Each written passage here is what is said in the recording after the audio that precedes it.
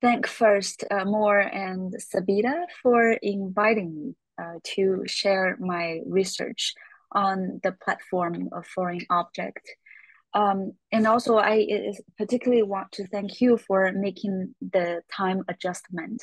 I know it's probably very early for you. Um, as I prepare for today's talk, oh, let me put the PowerPoint, the full screen. Oh. The talk of my today is a combination of the three keywords: Shanshui-thought, life nourishment, and China's experimental music. And I realized that the this topic might be too ambitious in this context because the three keywords all require a background introduction. And for now to provide a clear theoretical connection of the three on top of the introductions to the three notions or practices phenomenon requires more time. So what I share today may sound a little bit fragmented with bits of introduction on Shanshui-thought, Qi philosophy, and bits of introduction to experimental musician, etc. But I do hope these fragments, either a concept, a name, or a musician, or an argument, or will provide a glimpse of a philosophy of the acoustics that I try to develop, drawing from the Chinese philosophy of Qi, and to give you a glimpse of China's sound practices. And most of the content that I present today can be found in my book and article. So I work with sound artists and experimental musicians in China. There are, and for me, I find that there are already different ways of defining sound. Could the audience see the PowerPoint? Yes. Okay. Oh, I couldn't see my PowerPoint. Okay. So I did this collage of some of the experimental musicians and sound artists active now in China. If while I did my work with these musicians and artists, there are already different ways of defining sound art, and experimental music. For example, there are people defining sound as event, sound as a vibration, sound as a flux, sound as a wave. So China's sound practices, I use the term sound practices to encompass both sound art and experimental music. So these practices often have to go through a process of interpretation using theoretical frameworks that originate from the sociocultural and intellectual context of the global north. I wrote my book, Half Sound, Half Philosophy, to propose sound as a qi, as an alternative interpretation of sound, to parallel with sound as vibration, sound as events, etc. My intention is to first understand in this book the classical Chinese acoustic thinking informed by Qi philosophy, and to uncover the inherent aesthetic and moral relevance of a classical Chinese acoustics in contemporary Chinese sound practices. I hope to expand current theoretical vocabularies of the philosophy of the sound and to present an alternative conceptual framework to interpret sound practices. To put it very briefly here, I argue that ancient Chinese acoustic thinking can be generalized as conceiving first sound as produced by Qi, second, sound as a medium of Qi, the third, the acoustic technology as a facilitator of Qi. Then what is Qi, the notion of Qi? The complexity of Qi philosophy and its relation to acoustic thinking is, of course, beyond the scope of my talk today, but I will try to give a summary here. So the British sinologist Joseph Needham has significant yet understated statement that the Chinese acoustics is an acoustics of qi. The notion of qi is crucial in the classical, holistic, and organic Chinese worldview. In ancient China, qi was considered both the vital source for life and the driving force in the cosmic world. Through different historical periods, qi from a vague idea was developed into a cosmological, aesthetic, social, medical, moral concept, and eventually a philosophy, reaching its maturity in the Song dynasty. We have to note that there are two commonly heard reductive understanding of the notion of qi. One is one is a result of visual centralism, in that the image of steam, gas, or fog reduces qi to simply a material force. The other is to describe qi as meta energy in the context of modern scientific theories. Both have neglected an important and unique value in Chinese conceptual language, which does not distinguish the thing, its medium, and its action, but most often emphasizes function. For example, in ancient Chinese philosophy, the body, called Shen, is defined more as a process of experience and action than a physical entity. Another example is the character of Gui.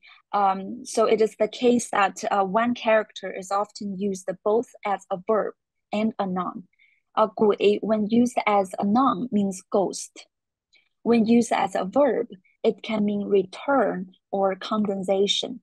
So the mixture of noun and verb makes the language and the Chinese thinking ambiguous and confusing for many.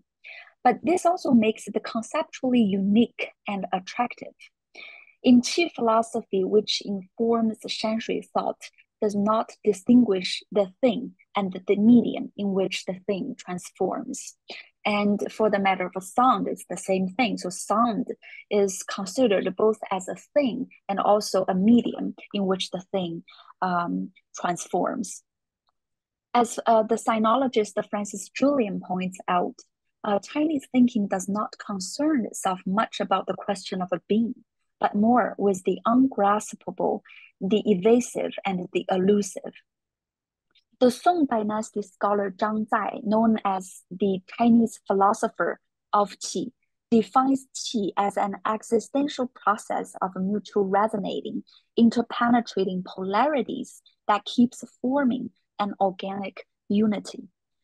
Zhuangzi identifies Gui Shen as the intuitive and intrinsic nature of qi. Gui Shen can be understood both as subjects, translated as ghosts and spirit, and action, translated as condensation and expansion. So the condensation of qi is yin and hence gui. The expansion of qi is yang, hence shen. The double meaning of gui shen or gui shen not only suggests the transformative nature of qi, but also emphasizes the virtue and a sensation of a reverence in qi philosophy. That is, for Zhuangzi, one should have a reverence for transformation, mutation, and resonance of nature, also called Tian in Chinese, and the mirrored things. For Zhuangzi, life, or to be alive, is not being, but condensation of qi. Death is not non-being, but dispersion of qi. Similar conception of life and death can be traced back to the Daoist classics, the Zhuangzi, around the 3rd century BC. In Zhuangzi, it's written, human life is a gathering of qi. When it gathers, this is life. When it scatters, this is death. Thus, it is said that one qi permeates all under heaven. Feeding life to life, also called sheng sheng according to Zhuangzi, means jing jing, which can be translated as unceasing movement of life vitals. So if we put it all together, it means feeding life to life is unceasing movement of life vitals. Zhangzai's philosophy of qi highlights a sixth sense, resonance. In Chinese, it's also called gan. It's a moral sentiment, as Yuxu frames it. The word resonance was recorded as first appearing in I Ching, the book of change in Zhou dynasty. From I Ching, we learn that to know the nature of a thing, for example, the earth, one needs to recognize the resonant nature of earth. That is, what the earth is resonating with and what it is in relation to. For a living organism, the most refined form of qi is what makes one thing resonate with one another. As recorded in Yueji, the record music, sound is interpreted and organized as music according to the principle of resonance between the material of instruments, natural phenomenon directions, sense organs, and social identities. For example, the note gong corresponds to Zander sound in the fall, the spleen as one of our organs, the noise, the earth, the Lord, and the middle. According to Zhangzi, sound is a result and manifests the inherent capacity of resonance among things. People are only so used to resonance that they never notice it.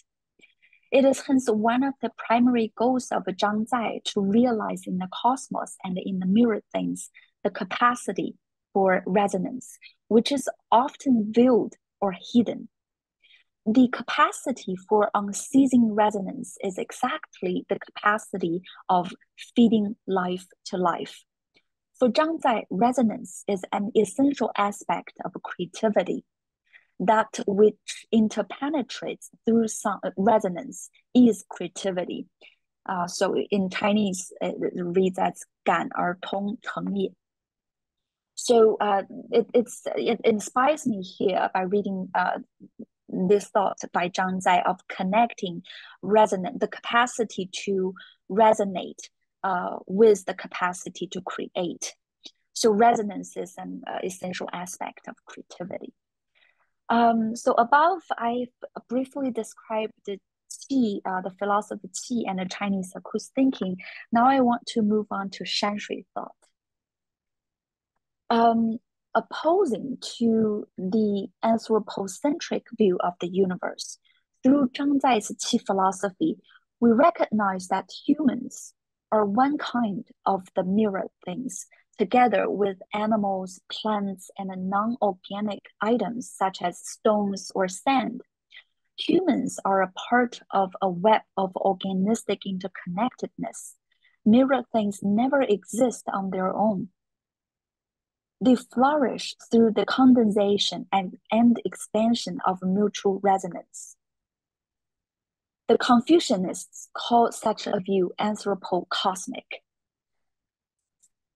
The anthropocosmic view, when applied in literate's art practice, literati is the name of educated man in classical Chinese times in ancient China.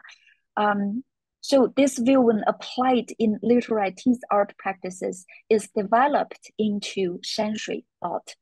We can see Shanshui-thought as a way of conceiving the environment and its relation to human as one of the mirror things.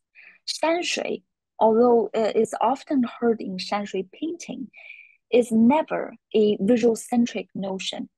Shanshui painting and music, particularly Guqin music in ancient China, also known as scholar music, are practices of directing and cultivating qi. In fact, waiting for qi, 气候, is one of the most important qualities in Guqin music. For Guqin players, music has its own living state, its own qi, reflected in its intensity, volume, rhythm, and speed. One has to detect the qi, connect to it, and internalize it into one's own living qi.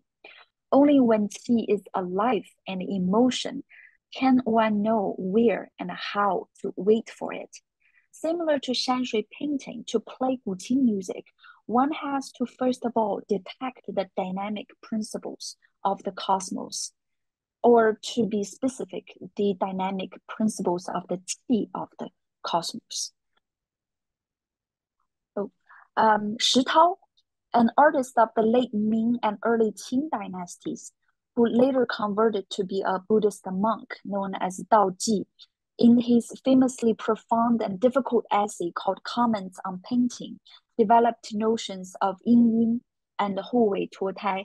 Yin-yun here I translated as diffusive, with thick clouds of qi, and hu-wei tuotai I translated as mutual birth. Shitao used the term yin-yun to describe all possible conditions of the ink when saturated in the brush at the moment before one paints. Once the brush dips into the ink, water in the brush and the ink immediately mix together. An essential technique for a Shanshui painter to master is how to act swiftly to different conditions of the saturation. The state of yin-yun before the tip of the brush touches the rice paper is 混沌, also translated as chaos. It requires wisdom to release the ink from the brush to the paper to break the chaos. During the process of painting, the painter needs to always bear the state of yin-yun, the state of a diffusive with thick clouds of qi in his or her mind and body. For Shitao, the process of painting is also a process of mutual birth. He said, Shanshui is born in me. I am born in Shanshui. The form, intensity, depth, vastness, rhythm in mountains and waters are seen as the embodiment of the changing intensities and forms of the cosmic. Mountains and waters have their own agency. Shanshui selects its own painter. Shitao wrote, I quote here, mountains and waters enable me to announce their secret, end of the quote. The notion of a mutual birth inspires Francis Julian, who translated the term as co-infantment. It's a French word. I believe I didn't do the correct pronunciation. Here I quote Julian, after all, what gives rise to a landscape is precisely the following. It is not the I, the autonomous subject, the subject with initiative, the known subject that has the landscape at my proposal, but rather that the landscape has me at its disposal in equal measure. Each of the two, self and landscape, brings the other into the world, end of the quote.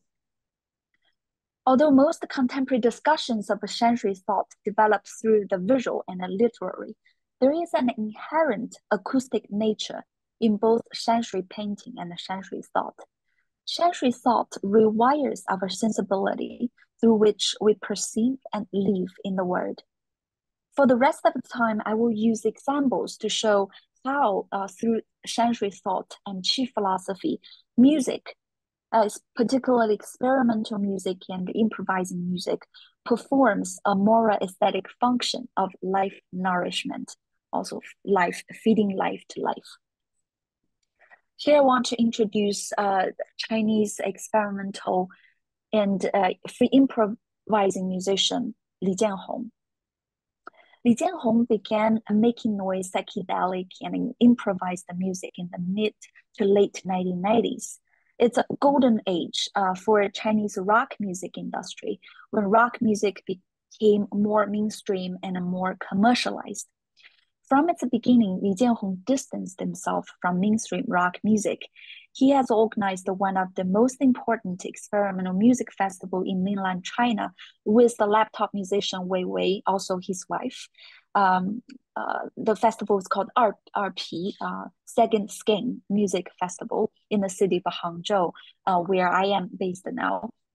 At the beginning of his music practice, Li Jianhong tried harsh noise, laptop music, and vocal noise, but soon he decided using only electric guitar because he felt the acoustics of electric guitar could most closely express his feeling. From 2004, Li Jianhong began to develop environment improvisation as a way to improvise in and with the environment. Although the creation myth of his environment improvisation has been told by myself many times on different platforms, I would like to rehearse the story here. So during a mountain trip to the Faxi Temple in the city of Hangzhou in 2004, Li Jianhong encountered a sudden rainfall. He had nowhere to go but to wait under the roof of the cloister at the Mahavira Palace, also called Faxi.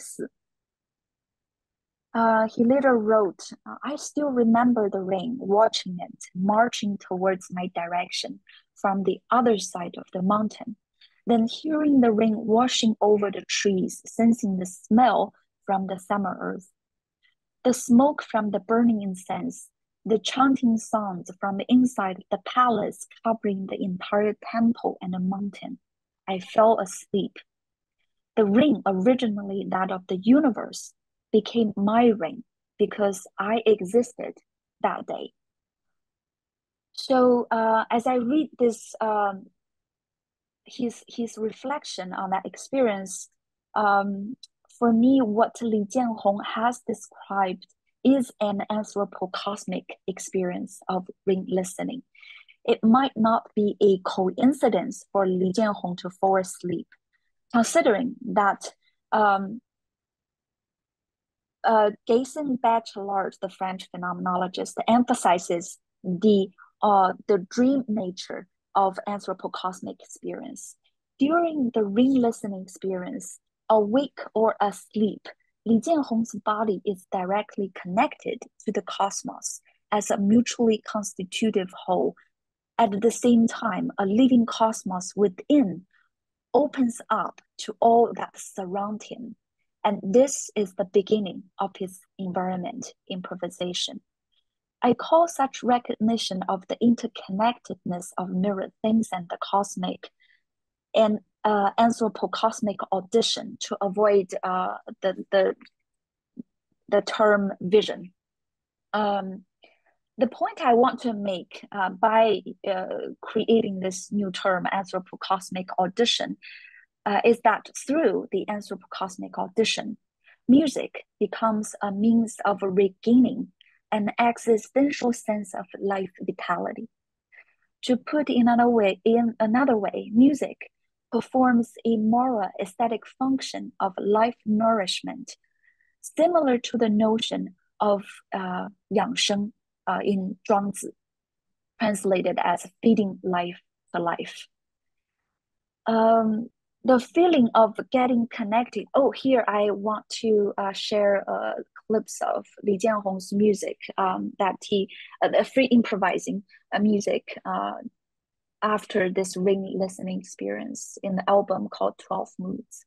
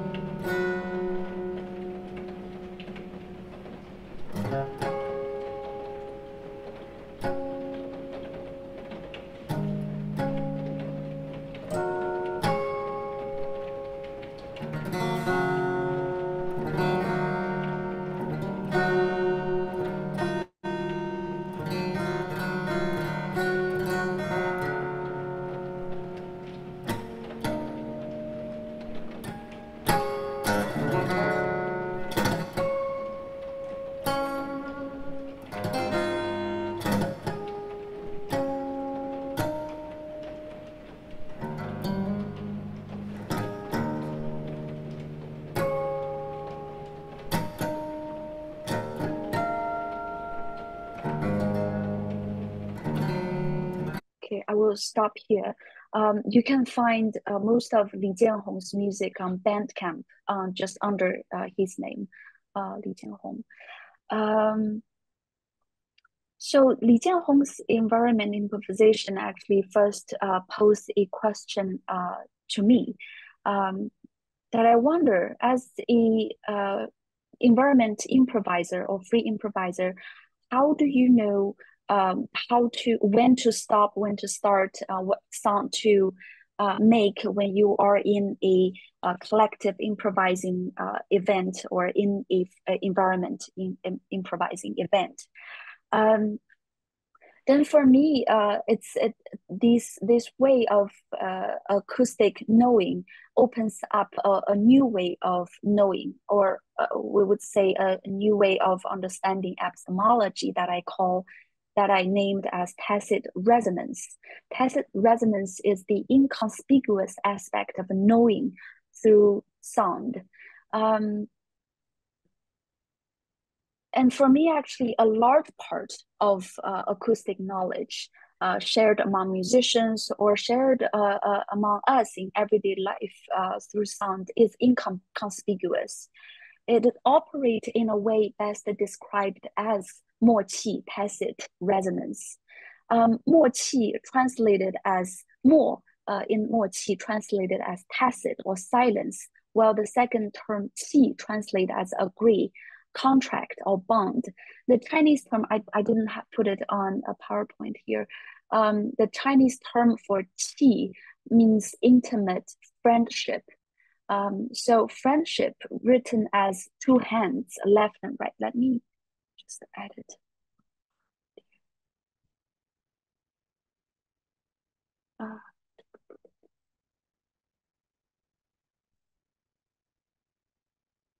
Wait.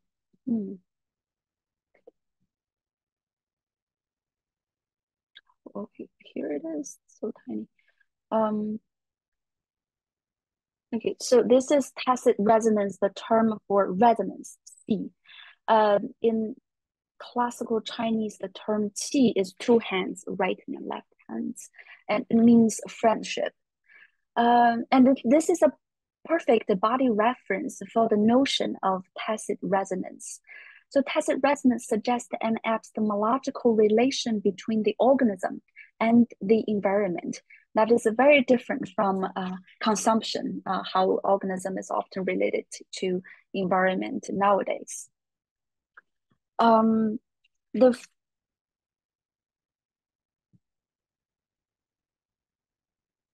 So this feeling of getting connected to the cosmic force through sound is a shared sentiment among other Chinese musicians. Although these musicians do not directly use the words that I use, the words of qi or yingyun or houwei tuotai. But from their music and from their own writings and dialogues, I get the sense that there is this anthropocosmic audition shared among these musicians. And another musician that I hope to share with you is Sheng. In his album Oviparity, it also provide a sense of this connectedness with the cosmic. Sheng used an electric cello and effects of a delay, reverb, and distortion pedal to create this album called Oviparity. Let's have a listen to it.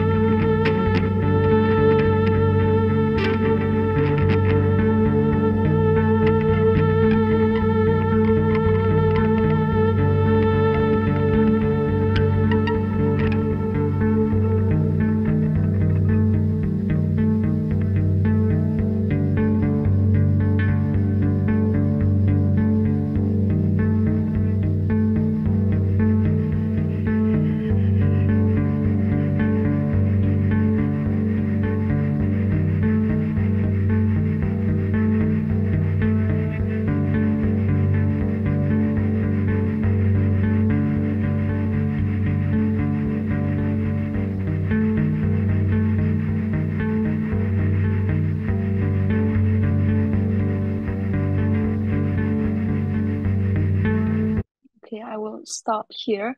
I really hope not. We can hear the entire thing. I wrote more about Shenjie's music in under another theme of the shamanistic aspect of Chinese classical music. But here, Shenjie is trying to create an imagination of the acoustic cosmic of Bon. Bon is a Tibetan indigenous religion that conceives the world as of only space derivations and transformations. And for Shenjie, sound is more about space than time, and listening is more of a spatial experience than a temporal experience. But here I hope to show Shenjie's example to use Shenjie's example to show how the musicians use their music to try to connect to this cosmic force, both as imagined and as felt. So the anthropocosmic sound practice, such as Li Jianhong's environment improvisation, Shenjie's in experimental music, and the other musicians, for example, T-Rocker's quintets, I didn't have a chance to show today, and Sepideh Guqin players' frog jam, do not necessarily require an audience, and this is also a uniqueness of a unique feature of Chinese experimental musicians. Some of them do not necessarily require an audience to be present at their performance.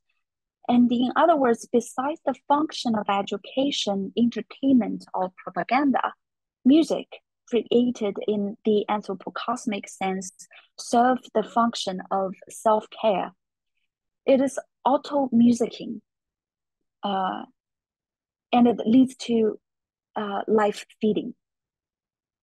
I create this term auto-musicking, and of course, auto something is applied some elsewhere, auto photography, auto filming, etc., auto philosophy, and auto-musicking. Auto-musicking is in a sense private. Similar to Guqin music in pre-modern times, auto-musicking requires listening as having a private dialogue with oneself or with a few like-minded friends.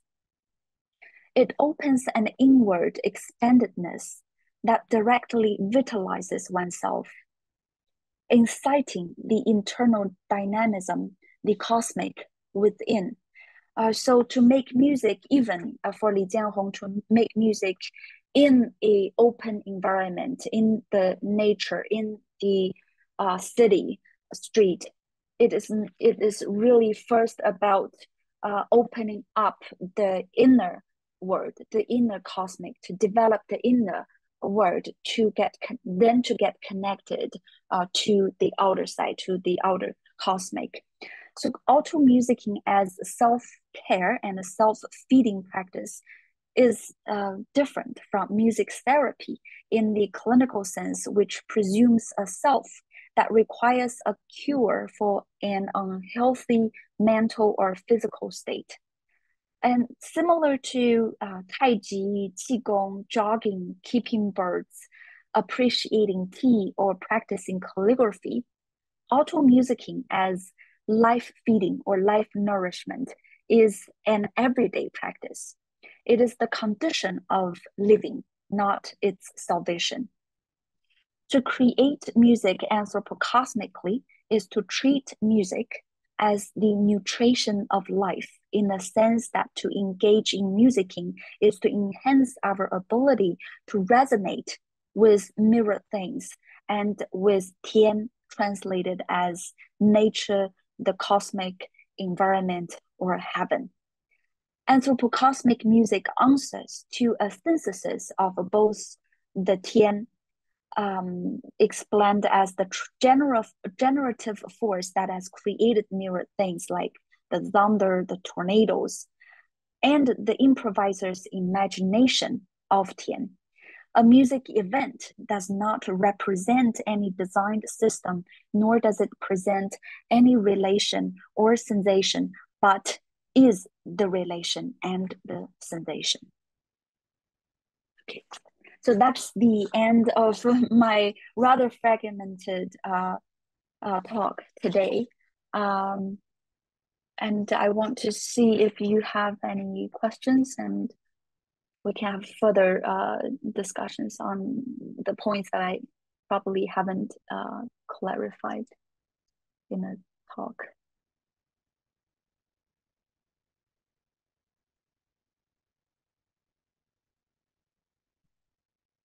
Ask a question. I was thinking about Shanshui in poetry, in classical Chinese poetry. It's often used as like an illusion for a romance, but I was wondering if there is anything that you could or do draw from poetry and poetics in your understanding of Shanshui. Not exactly in my, thank you for the question, Maure. Not in my recent book. I didn't actually look at poetry, but I know it's a big source for Shanshui-thought. So no, not yet. But yes, there would be more resources that one can draw from poetry. What I work on more currently is mainly Guqin music and Shanshui painting to look to as a source for Shanshui-thought.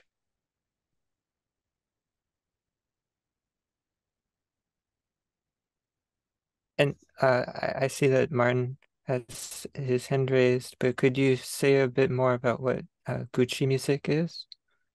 And if it's possible, could you turn on your camera? Are you talking to me? No. No, no. Maure's not talking. Are you talking to Maure too?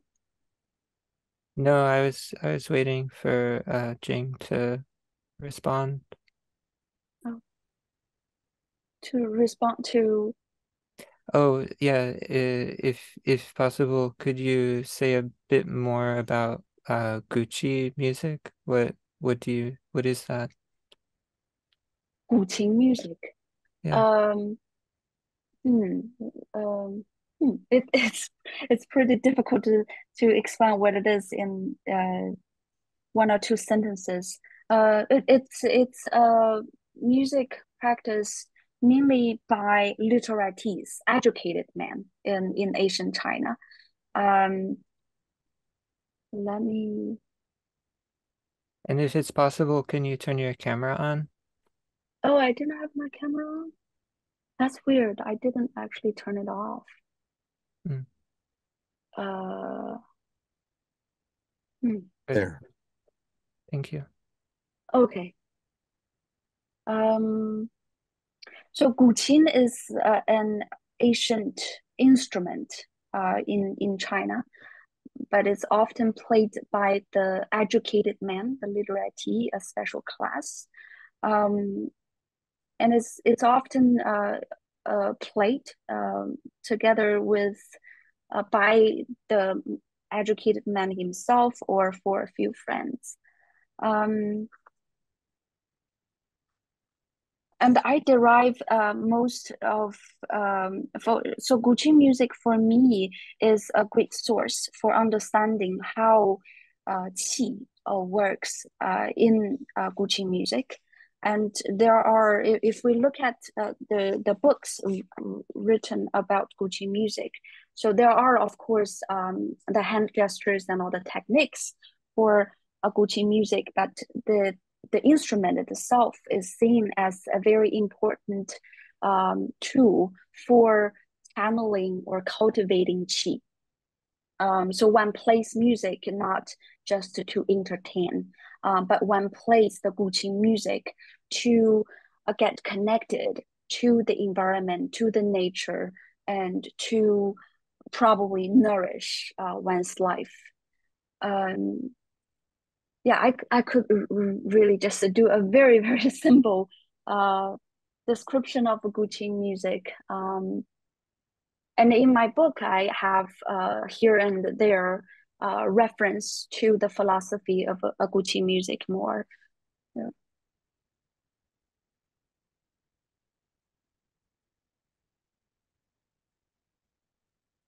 Thank you. Martin, did you want to ask a question? Sure.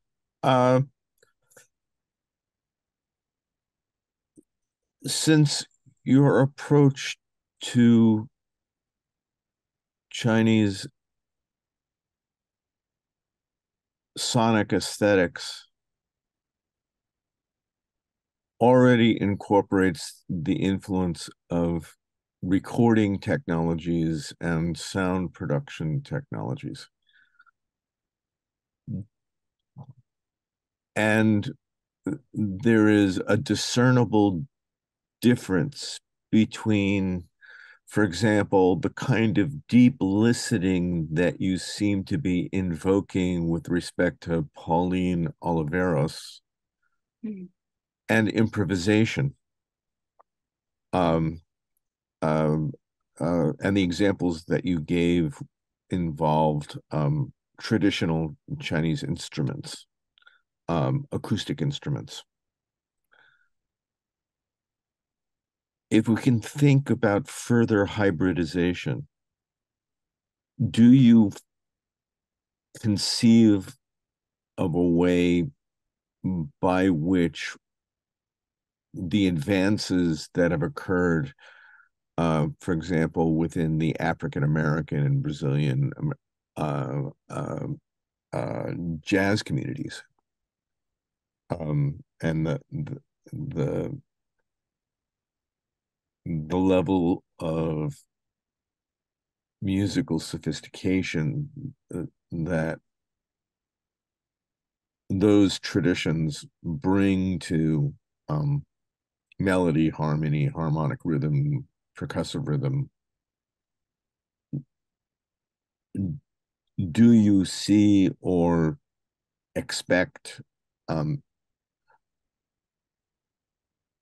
Chinese sonic aesthetics to begin to incorporate or have already incorporated those kinds of resources, particularly with respect to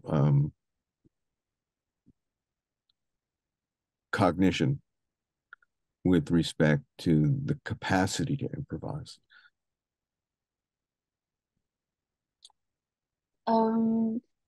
Because one could conceive of, for example, jazz musicians as having developed a kind of neurophysiological capacity for improvisation, which requires cultivation.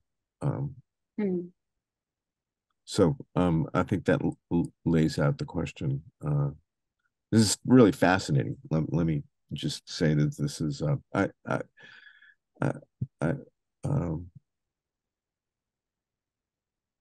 I've studied the impact of Chinese aesthetics on poetry and visual arts, but this is my first exposure to Chinese sonic aesthetics. So this is really, really wonderful. So let me leave it at that.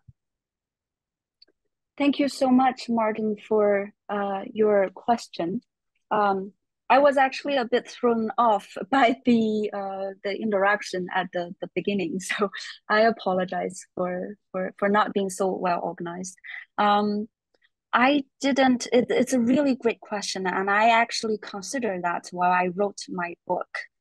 But I don't think I believe that there is a universal acoustic philosophy or philosophy that can encompass practices that are developed by people under different cosmology, system of cosmology. I didn't know. I often listen to jazz, but I didn't really know that much, particularly the philosophy of the jazz. But I don't think the mechanisms of free improvising jazz music is similar to the what I call the anthropocosmic music practice. One of the major thing I think, so if we think of the function of music, when people in the old times plays it,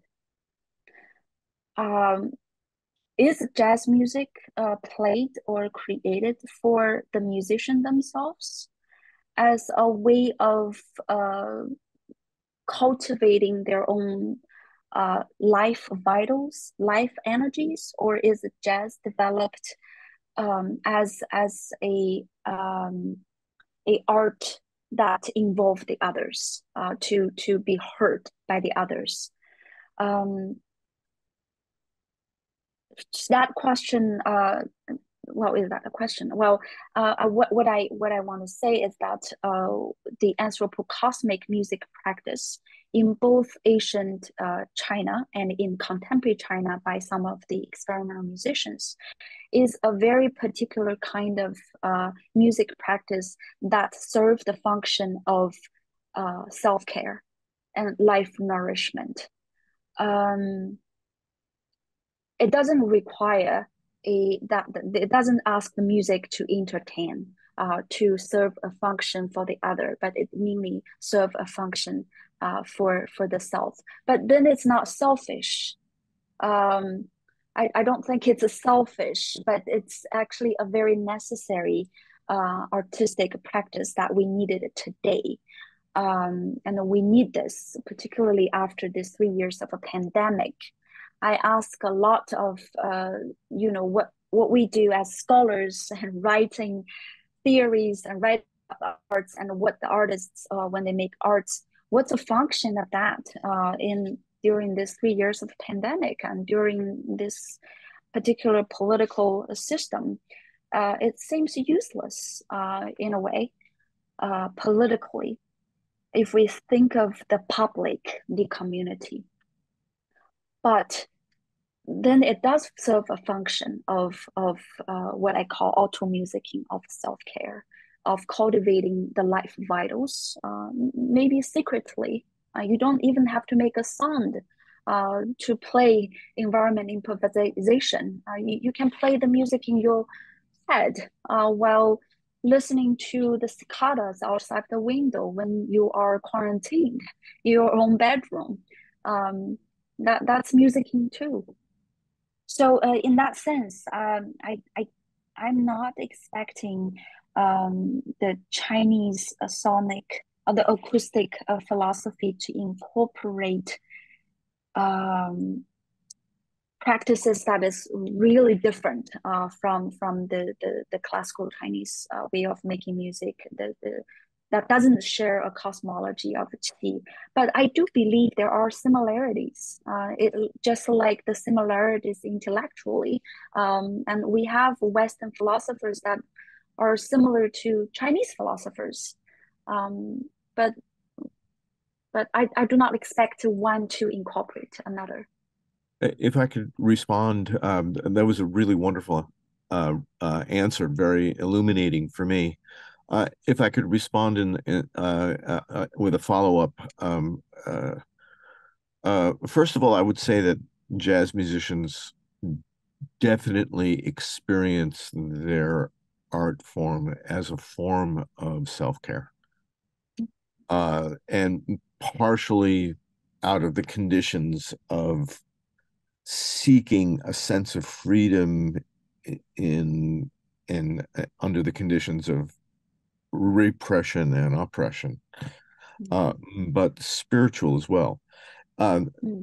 So I would say that, of course, there'd be differences because our cultural worldviews are shaped by how we think and talk about it. But then there's this other point that I was trying to get at, which has to do with hybridity.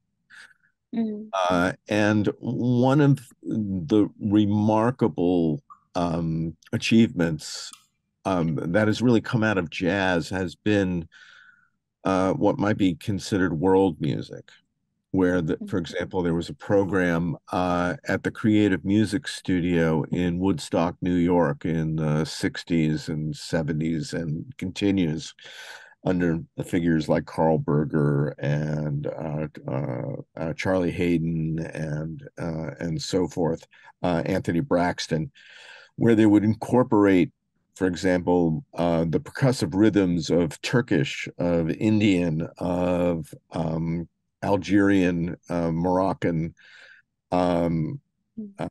Brazilian, in addition to African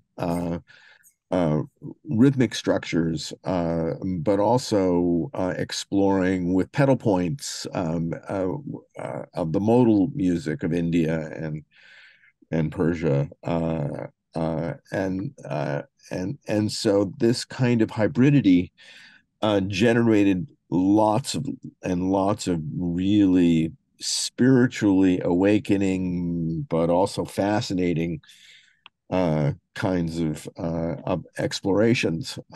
But I haven't seen much in the way of Chinese contributions to that. And I'm wondering whether there are people that really want to enter into the conversation, so to speak, for these attempts at epistemological as well as aesthetic hybridities. Yeah, unfortunately, there aren't much Chinese musicians' participation so far. But you mentioned the word music, which reminds me of one thing that Chinese musicians, especially when they played experimental music or so-called avant-garde music, they are often identified as word music or word musician when they go out of China to perform. That for me is a little bit unfortunate because of their nationality, and they were identified as the word music. But I understand of your emphasis on the hybridity, and there are in experimental music festivals internationally. There are musicians from China who improvise with musicians from different parts of the world. This is not many, but it's happening, and I think the character that I shared in the talk, C resonance, written as two hand, right hand and left hand, I think it's a key to the acoustic epistemology. That the acoustic epistemology is so unique because it is based on knowing, not through learning, acquiring information or talking, but through being friends, through the process of becoming friends. And this process of becoming friends may involve chatting, rehearsing, having food together before a gig, before a show, or having drinks after a show. And this process of becoming friends, of developing friendship, is actually a way of knowing each other acoustically. So I guess for the developing hybridity, this sense of developing the friendship acoustically might be useful. Thank you for that answer. I really appreciate you responding to my questions. Very, very interesting talk. Very, very exciting. Thank you. Thank you, Martin. Roy, would you like to ask a question? Yes. Hi, everybody. Wang Jing, thank you. I want to ask you about resonance. And I guess I'm going back in the talk. You say that this concept shows up in I Ching. And I guess what came to mind is, like, would you say that resonance appears first and then takes on an acoustic form? or is the very concept acoustic from the very start? In other words, is there a almost pre-acoustic resonance that is happening that kind of explains, I don't know, how the cosmos is made, things like that, and then acoustic resonance is one case of it, or is it sonic from the very start? That's a very difficult question. I don't have a definite answer so far, which comes first, but I do believe that resonance, the acoustic is one dimension of resonance. If we understand the acoustic as involving sound and listening, and resonance is definitely more than that. And resonance is mainly it is one of the senses, but it's more of a moral sense. But only because resonance is often brought up in an acoustic situation. So I think it's more convenient, or it's easier to use sound to get closer to the notion of a resonance from the classical Chinese texts like I Ching and etc. But it is definitely more than sound and listening.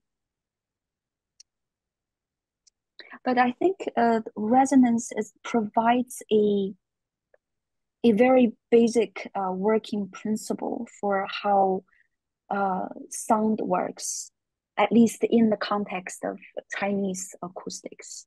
And that's also how the ancient Chinese conceive sound. And they conceive sound, understand sound, and use sound through the notion of resonance.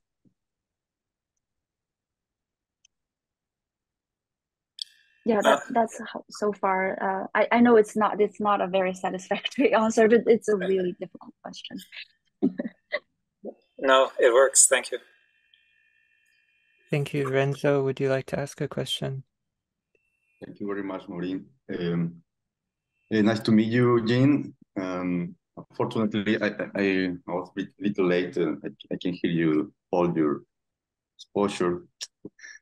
But I'm very interested in asking you about your connection with Yudhui's notion of cosmotechnics in China.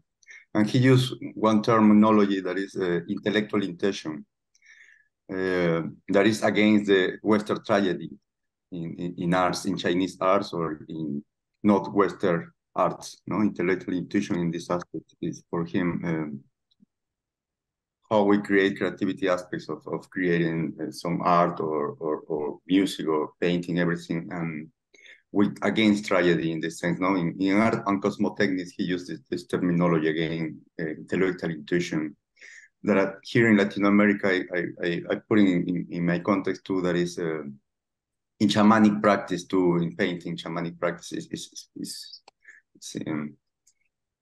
is evident in that aspect, no, of this not tragedy corresponding in the mode of showing the art. How do you see this aspect against tragedy in music in China?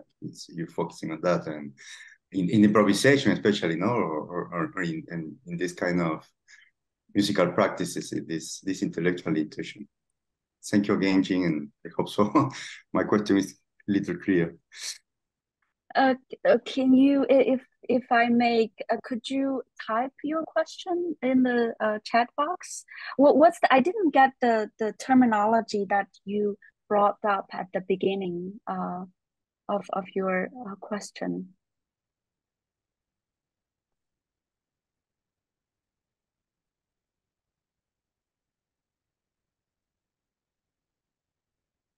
Intellectual intuition. And your question is?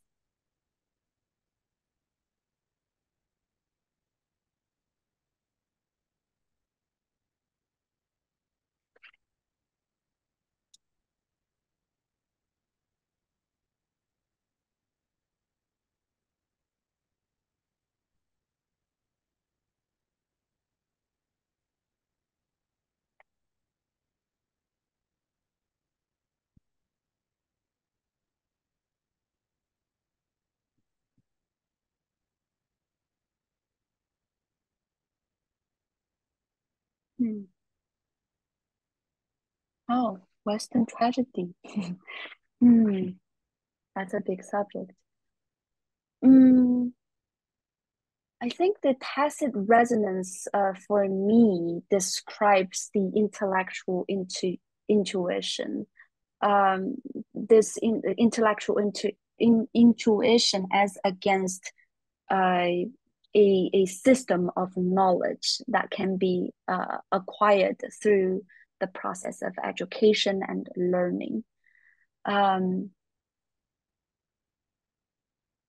Of the intellectual intuition.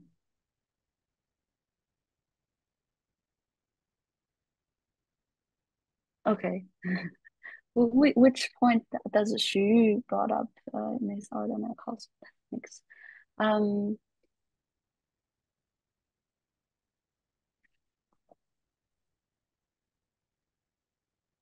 Well, intellectual intuition or tacit resonance is the key to my understanding or interpretation of Chinese experimental music, and also the Chinese acoustics. That is the acoustics of qi, meaning that we know not through information, not through we connect not through communication by words, by sharing information, but we know through resonance of responding to the other, and to use the vocabulary of qi is to cultivating one's qi to be able to resonate with more mirrored things. And that's also what the philosopher of Qi Zhuangzi seeing as his task, that his task is to discover, to uncover the resonant capacity within mirrored things. Mo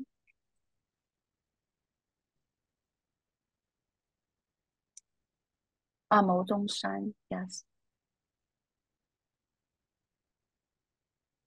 Thank you for the reference. So you are a reader of Xu Yu, I see. But what's your view on intellectual intuition? Yes. My opinion is that he discussed that because he saw that in Western arts, it's not in all kind of arts. Again, there is another kind of region like China, Asia, Latin America in my case, and I trying to move this notion in shamanic practice here in shaman practice in Mexico and Peru. Other places, how this in their paintings, on their practice, in the singing, because in shamanic practice they sing too, they create music, how it's not related with tragedy, with Western tragedy, but it's this intellectual intuition inside of this practice of singing in these shamanic rituals, as a cosmovision too, as a musical practice, in this, taking this point of Youth put it in context in his book. More far of this, I trying to beginning with that. For the reason I asking you if you are related with this notion too in your own word, with improvisation, especially. Yeah, of course. And I cite Xu Yu a few times in my book too, and I read his book. And I guess the notion of bringing the notion of the cosmic, or recognizing the importance of the cosmic, is also similar. And I think with sound provides a more convenient or better, a quicker way for us to recognize this resonant nature of the cosmic.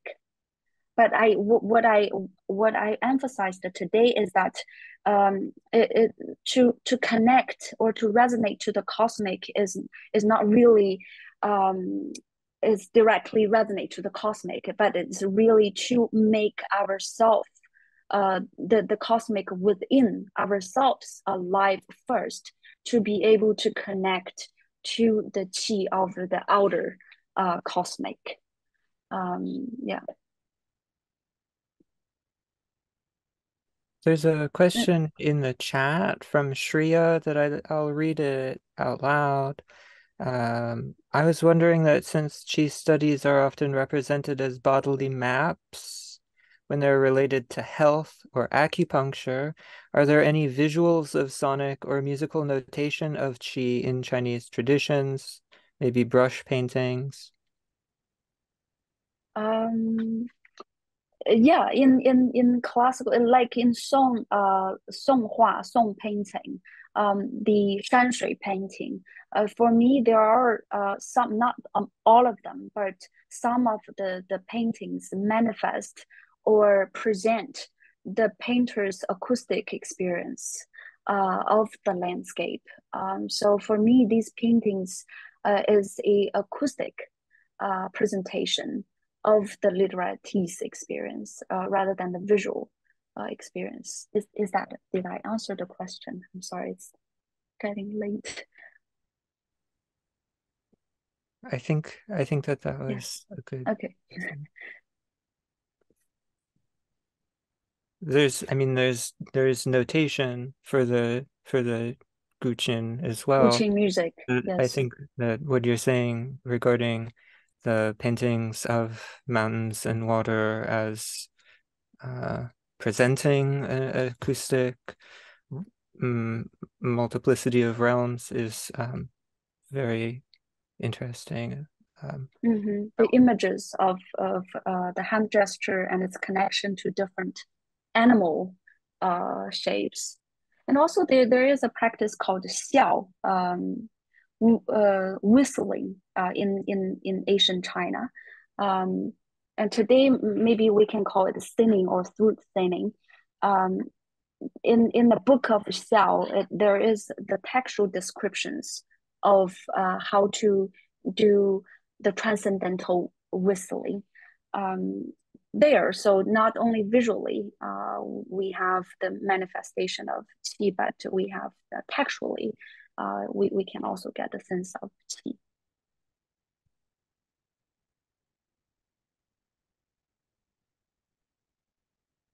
I know it's late, but maybe can I ask one more question, which is building a little bit off of Martin's question regarding different logical operations, like in African American creative music. And I think in the US, say Min Xiao Fan is using traditional Chinese music logic in contexts of performing with African American music logics, and then I'm interested in this idea that there's ways of talking about Guqin music, which is using a specific instrumentation as a method for analyzing Xingjie or other contemporary musicians, composers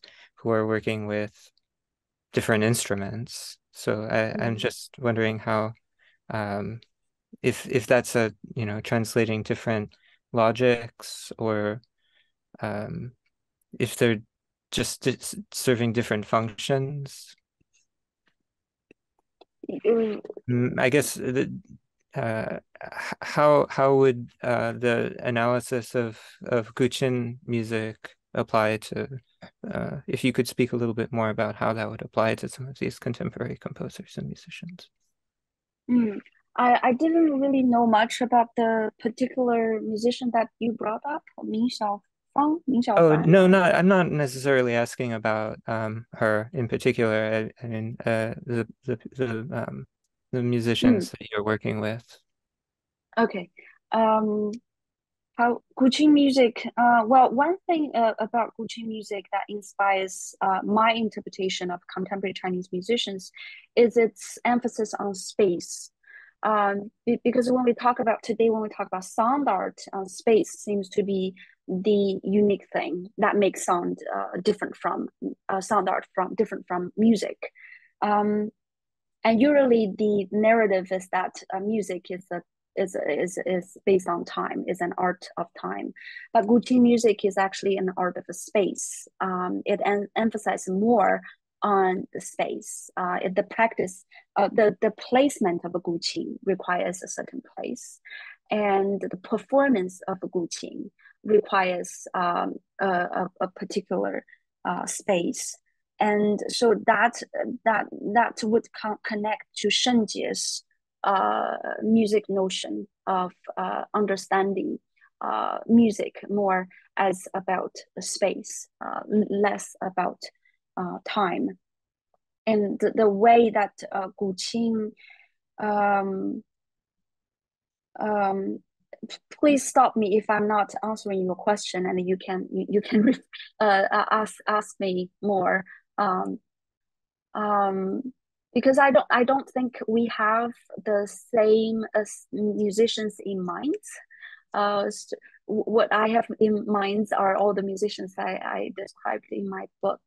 So it's difficult for me to extend to musicians that I really haven't heard that much. But for me, the philosophy of Guqin music is more useful to understand experimental music that is practiced today, and environment, the improvising music that is practiced today, that emphasize less on a pre-designed composition, but more on play the music on site, play the music based on one's feeling of the space, one's feeling of the moment, the hour, the weather. So that connects to the Guqin music to some of the contemporary improvising music. Thank you. Does that answer your question? Yeah, thinking in terms of space, I'm just wondering, because they're different instruments. It's instead of the chin is maybe an electrified cello, and I wonder what kind of opportunities for difference in analysis that brings about.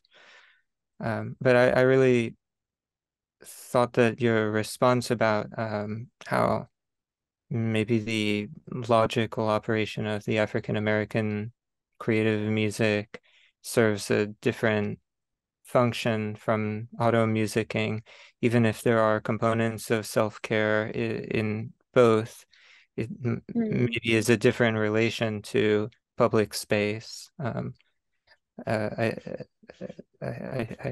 not sure, but I'll have to think about that more.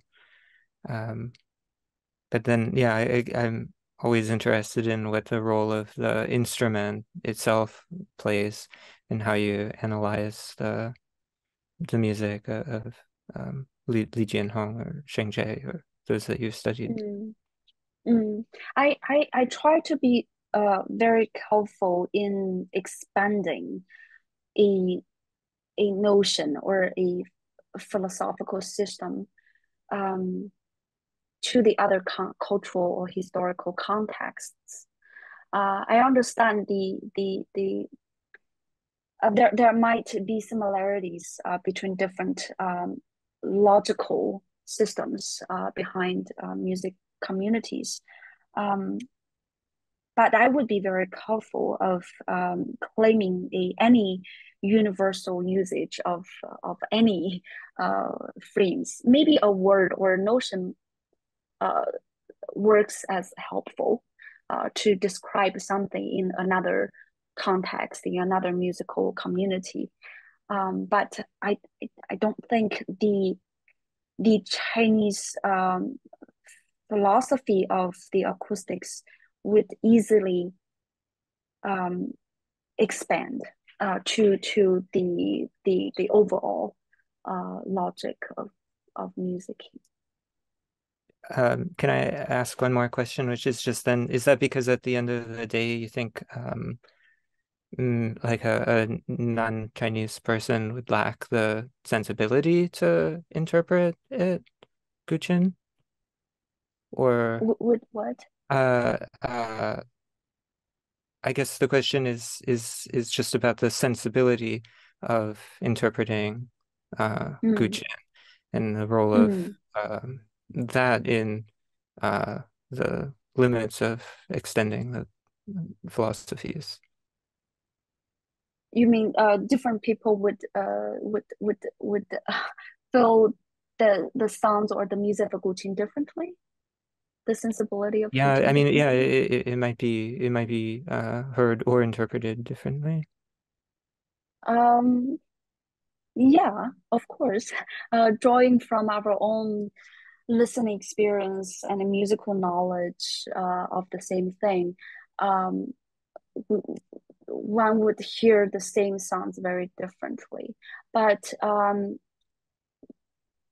I also believe that the process of if you give two very different people enough time to listen to the same thing, to chat and to work together, there would be a resonance shared. So if it's people with different from different with different racial backgrounds, with different education backgrounds, there can be very similar, intimate sentiments shared. So I guess the sentiment to the sound of the music is not really not that much about one's education or knowledge of something. It's something else. It might be the intensity of life vitality, your life vitals. As in Guqin music, there's a zhiyin, the term for zhiyin, that a educated man can find a resonance in a woodcutter, with a woodcutter, but he couldn't find a friend. He couldn't find people who actually understand his music among his own class, among the other educated men. There must be something shared between this educated man and the woodcutter.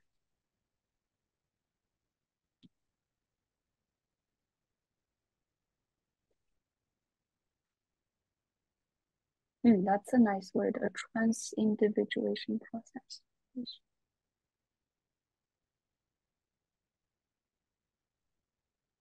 Thank you. Would anyone else like to speak or bring in any questions? There's a comment. Yeah, if you like, I can read it out loud. Yeah, thank you. I enjoyed very much the chapters of the book I could read, as well as the talk. And my comment, I put it in the chat box, is that I appreciate that your double approach shows that the realization of Shanshui by performing practices that open a space for socializing with non-human agents present in the environment. Well, I appreciate the creation of a social space of the anthropomorphized social object, which permits socializing with non-human agents in the environment. And I, however, have the question if Shanshui can be conceived as a value, as efficiency or austerity is, or if value is an inadequate approach to grasping that concept. And I would also like to ask, how does Shanshui transcend the dichotomy between conservative and innovative in music practice? Thank you for your question.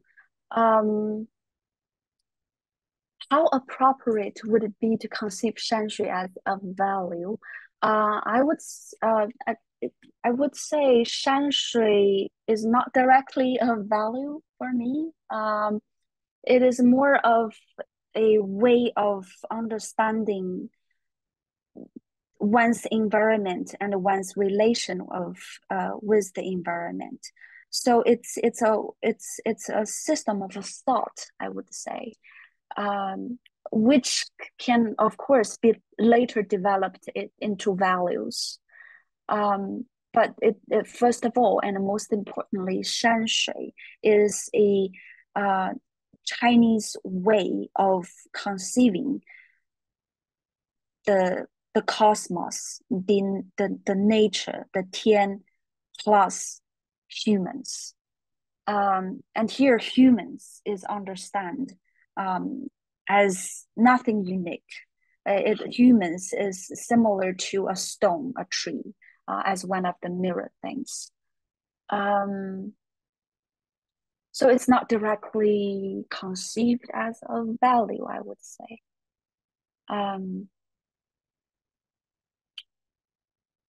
Transcend the dichotomy between the conservative and the innovative cultural practice. Can you be more specific of what you meant by conservative and? Yeah, for instance, many of the examples of key thought are very ancient or have thousands of years. And the music practices that you study are quite new and quite, avant-garde. There's an interesting dynamization of the relation between the conservation of a culture and the innovation of new unseen practices. I see. That is the very important question, and that I also consider this question in developing the book, actually. And that's also the goal of my book, to connect the very ancient Chinese thought and aesthetics with the contemporary avant-garde experimental practices. I would like to use the word used by Maure just now, sentiments. So sentiments actually brings the Chinese, ancient Chinese Shanshui-thought with contemporary avant-garde, and in your word, innovative cultural practices. They share similar sentiments and they share similar aesthetic motivations. For example, ancient Chinese Shanshui painter appreciate the state of chaos, appreciate the state of vagueness, ambiguity, the state of strange. And this sentiment is shared by a contemporary Chinese musician or artist who also appreciate the strange, very strange sound, vague ambiguity, and this feeling of this sentiment of being elusive or elusive. So that's how I connect the very ancient Chinese. I don't really think it's a conservative, to be honest, but it is ancient, and it's often used in more like serious academic practices nowadays. And I am trying to connect that to more innovative and avant-garde experimental music practices. So I see what connects these things are, one is intellectually and the other is through sentiments, sensations. Yeah. Thank you very much. There's another question from Renzo, if you'd like to speak. Yes, thank you, Maure, again. Yeah, Jing, I was while listening now, I was asking me, how do you see the technological mediation nowadays in this practice? You put in a point this cosmological view, but cosmological view is affected too by technological mediation, taking in point that technology affected in the aspect of sensibilities too, no? And cosmical. For instance, in a cosmological transform into. No? So how do you see this in this dialogue, this entanglement between technology and cosmology?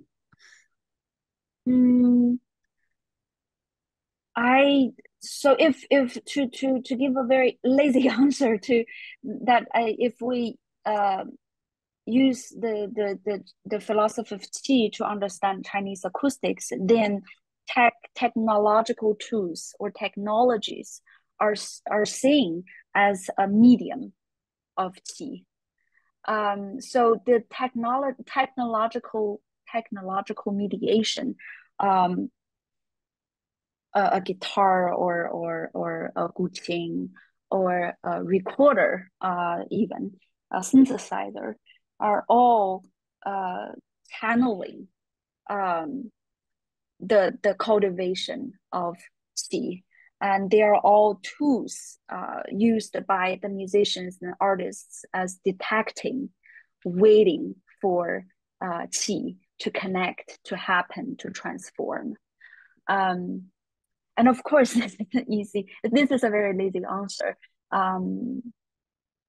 Yeah, but I think it works for now. If you agree with me that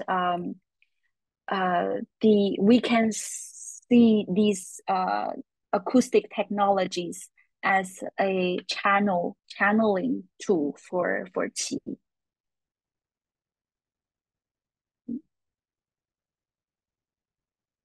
Thank you for the question. Thank you. That's also very helpful for the question about instrumentation that I was trying to ask before. That makes a lot of sense.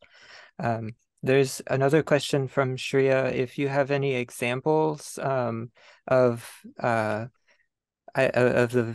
imaging of Shanshui acoustics, I think. Oh yeah. Or any names for recommendation. Actually, I had that in my article, Shanshui-thought in experimental music practices, and I mentioned a few paintings, Shenzhou's painting called Night, something I can't remember the name. Oh, here, Shenzhou's.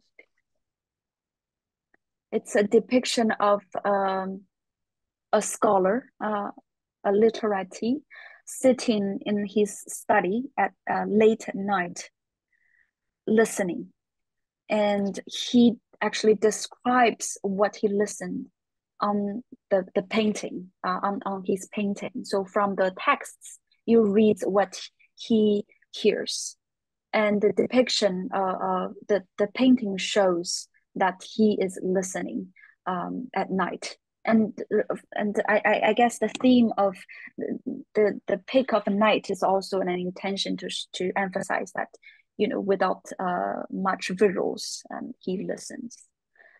And there are others, Shitao's painting as well. Many of Shitao's paintings actually, for me, felt like a visual presentation of the acoustic experience. Thank you.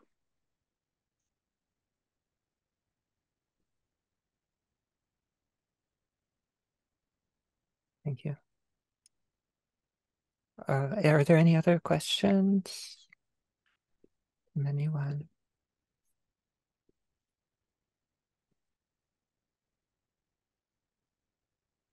I'll say also this from Shitao, the idea that the landscape is not a resource, but because you're equally a resource for the landscape, is a kind of Mariological point about what is it to be a part of something, a part of a landscape, and a whole world of landscapes. And so, as I understand, this Shanshui-thought is conceiving or working not with parts, but with operations or correlative factors? Is that, if maybe you could say a bit about, what is it to be a part, and how does that affect the music performance or the sound performance? Thinking of parts and wholes. Yes, it's polarities, and that's one characteristic of a Chinese ancient Chinese thinking that works with polarities. And Shanshui, as from the name of Shanshui, it's a mountain and water, but then it's not just the opposing parts, but it's more of the interconnectedness and the transformation between the polarities, between different between Shan and Shui, between Yin and Yang. So it's an emphasis more on the action, the process of giving birth to each other. That is mutual birth. Of the process of a resonance. So it's not necessarily a clear existence of parts and whole. It's more of a blurring notion, and I would also I would like to say there is no parts in this actually. If we think of cultivating our own Shanshui, own cosmic within, to be able to discover, to be able to get connected to the Shanshui. So Shanshui is in a way kind of imagination of, or an invention of ourselves when we reach to a certain stage of our sensibility or existence. Or intellectual stage. But Shanshui is not entirely an invention and imagination. It does exist there as the cosmic. But the moment of getting connected, or the moment of feeling the connection, feeling the resonant moment requires a very dynamic process of a cultivation within and without.